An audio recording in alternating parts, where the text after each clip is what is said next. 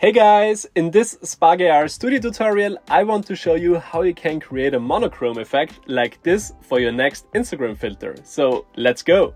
Hey again, so let's create this monochrome effect here in the Spark AR Studio. Before we start creating the filter here, please make sure you download the black and white LUT we need to create this filter. So just go to the description of this video and click on the download link. Then you will end up here on this Dropbox page, and here just click on download. After you have downloaded this file, we can start creating the monochrome effect.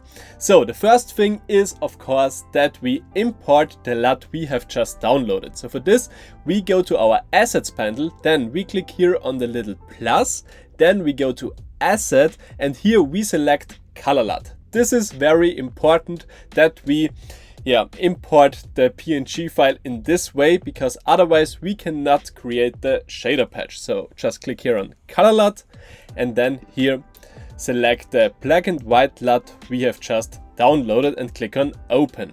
So now the black and white LUT is here under color LUTs, and now we just need to drag and drop it into our patch editor.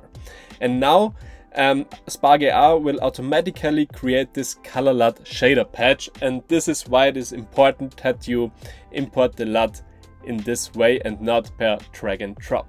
So after we have created those two patches, we have to extract our camera texture from our camera object. For this, we go to our scene and click on the camera object. Then we go to the right hand side, and here we can find texture extraction, and next to it there is a little plus. Just click on it and then the camera texture will be extracted. So we can find our camera texture in our assets panel on the left hand side under textures, and now just drag and drop this camera texture into the patch editor. Now connect the RGBA output of this camera patch to the texture input of the color LUT shader. So now we need a material for our output of the shader. So for this, we go again to the assets panel and click on the plus and create a new material. I will just rename this material to mono. So now when we have done this, select the material in the assets panel and go to the right hand side, and here you have to change the shader type from standard to flat. After you have done this, go down to the shader properties, and next to texture you can find here a little arrow which turns yellow when you hover over it. Just click on it, and then Spark AR will create this yellow patch in the patch editor. And now you can just connect the return output of the color LUT shader to the diffuse input of the diffuse texture input of the mono patch.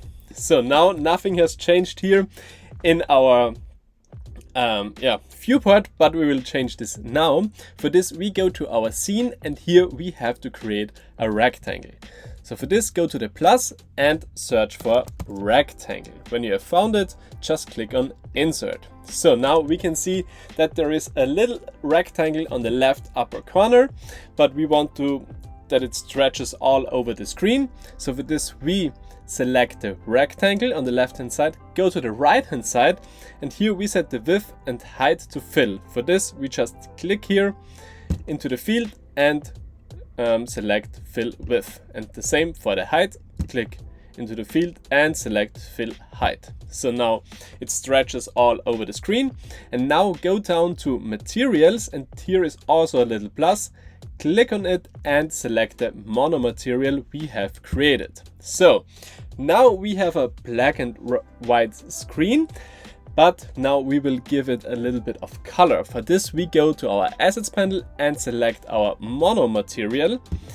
Then we go to the right hand side, and above the texture under diffuse, we can find the color option, which is at the moment set to white. When we click on it and select a color here, we can give our picture some color, and this is all the magic behind a monochrome effect here in the Spark AR Studio.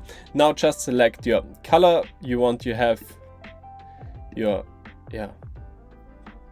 picture into it, and then click on OK, and now you have successfully created a monochrome effect here in the Spark AR Studio. I hope this tutorial was helpful for you. If yes, give it a thumbs up, and if you're new to this channel, it would be nice when you subscribe to it. So thanks for watching and see you in the next video.